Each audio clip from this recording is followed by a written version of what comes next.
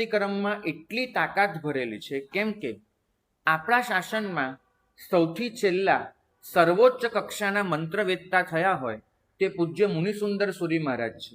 એમના પછી એ વિદ્યા આગળ વધી નથી. તો આ શાસનને મળેલું છેલ્લામાં છેલ્લું સૂક્ષ્મનું વરદાન એ સંતિકરમ સ્તોત્ર છે. એ પછી એક પણ એવા સ્તોત્રની રચના થઈ નથી. અને મુનિસુંદર સુરી મહારાજ એમને જ્યારે આ સ્તોત્રની રચના કરી ત્યારે એમનો સ્પષ્ટ ભાવ હતો કે 21,000 વર્ષનું જે આ શાસન લખેલું છે એમાં હવે જે 18,000 વર્ષ જેવું, લગભગ એમની વખતે તો 19,000 વર્ષ, તો જે 19,000 વર્ષ બાકી છે એ સંપૂર્ણપણે સુરક્ષિત થાય એવું એક સ્તોત્ર આ સંઘને આપી દેવું છે, એવી ભાવધારા સાથે એમને રચના કરી હતી.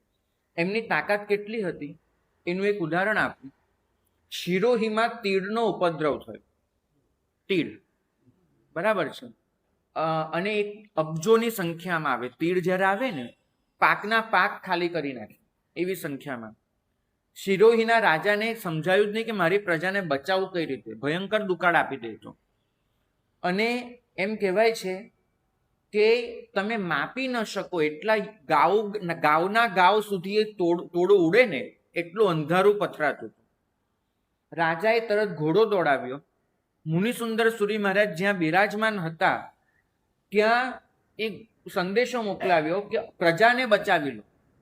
મુનિસુંદર સુરી મહારાજે તરત જ પોતે સુરી મંત્રની માળા હાથમાં લીધી અને માળા ગણવાની ચાલુ કરી. ઇતિહાસ નોંધે છે માત્ર એક માળા એમની પૂરી થઈ, બધા તીડ પાછા નીકળી ગયા. કારણ કે એમને સુરી મંત્રને એટલો સિદ્ધ કરેલો અને એ સિદ્ધિના ફળ સ્વરૂપે સંતિકરમની રચના થઈ છે. તો આપણે સ્તોત્રનો ફાયદો લેવામાંથી કેવી રીતે